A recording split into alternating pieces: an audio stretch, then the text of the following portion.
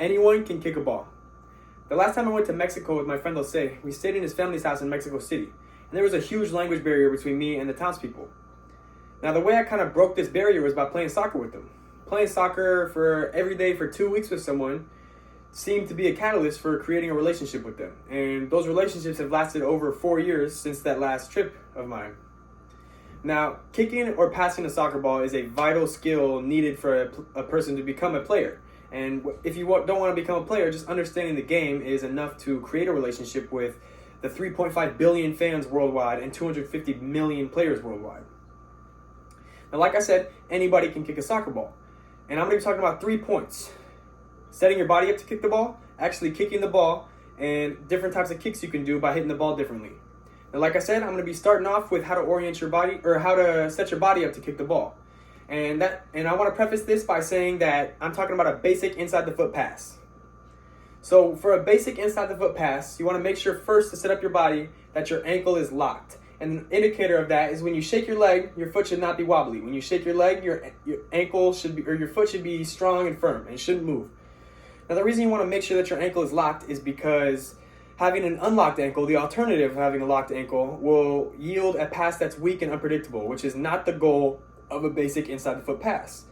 And with many other things in life, practicing kicking a ball with a locked ankle will become second nature after a few reps, after a lot of reps actually. Now, the next step to setting up your body to kick a ball is orienting your body the way you want the ball to go for a simple forward pass.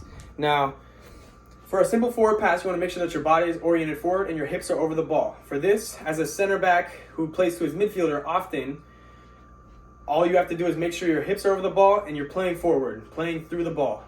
And that's basically it. I use this pass very often in games, and even as a collegiate player, I use it on a regular basis during games. Now, next I'm going to be talking about actually kicking the ball. Now, the first step to actually kicking the ball is hitting the ball in the middle of the ball, like striking the middle of the ball. And the reason that's important is because hitting the ball in the middle will make it go straight and firm on the ground. Hitting the ball at the bottom will make it chip, and hitting the ball at the top will make it skip. Hitting the ball different ways yields different results, like I said before, and for this basic pass, you want to make sure you hit the middle of the ball.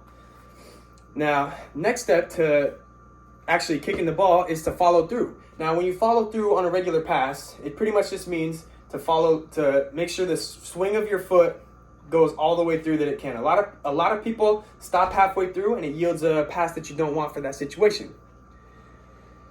Now, so far I've talked about setting your body up and kicking the ball, like actually kicking the ball. And next I'm going to be talking about different types of kicks you can do.